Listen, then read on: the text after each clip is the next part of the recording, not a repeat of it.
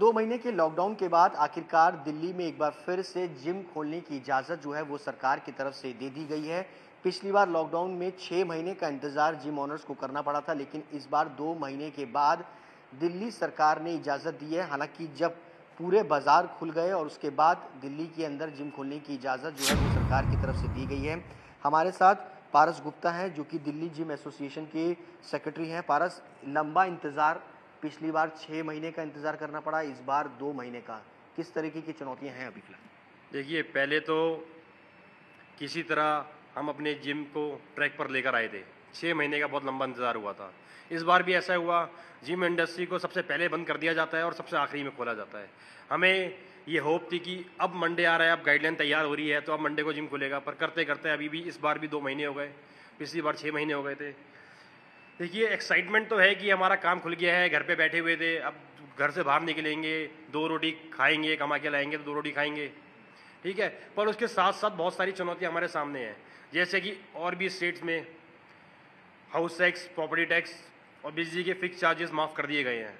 पर हम यही होप हमारी दिल्ली सरकार की तरफ से है कि कुछ रिलैक्सेशन जिम की इंडस्ट्री की तरफ से के लिए कुछ ना कुछ हो, ताकि हमें कोई रियायत मिले, रिलैक्सेशन मिले।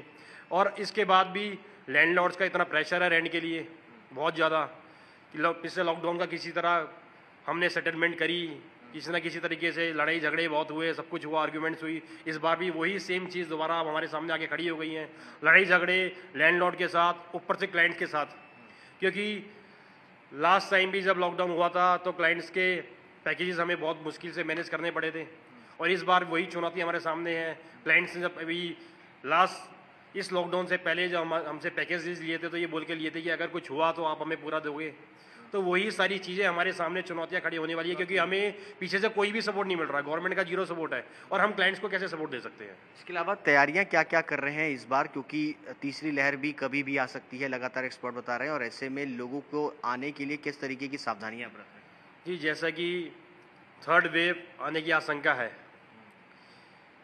ये जो गाइडलाइंस पहले हमने फॉलो करी थी गवर्नमेंट के हिसाब से, सैनिटाइज़र एवरी आवर, जिम को सैनिटाइज करना, सोशल डिस्टेंसिंग, आप देख सकते हैं हमने जिम में मार्किंग करी हुई है।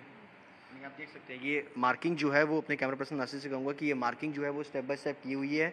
इसके अलावा तमाम मशीनों को लेकर के मशीनों को अल्टरनेट मशीनें, एक को छोड़ के एक मशीन स्टार्ट है, बंद करी गई है, और भी गाइडलाइंस। और इस बार मेन जो गाइडलाइन जो हमने, जो क्लाइंट्स आएंगे तो हमें मेन है कि हम उसको 2 वैक्सीन लगी होनी चाहिए।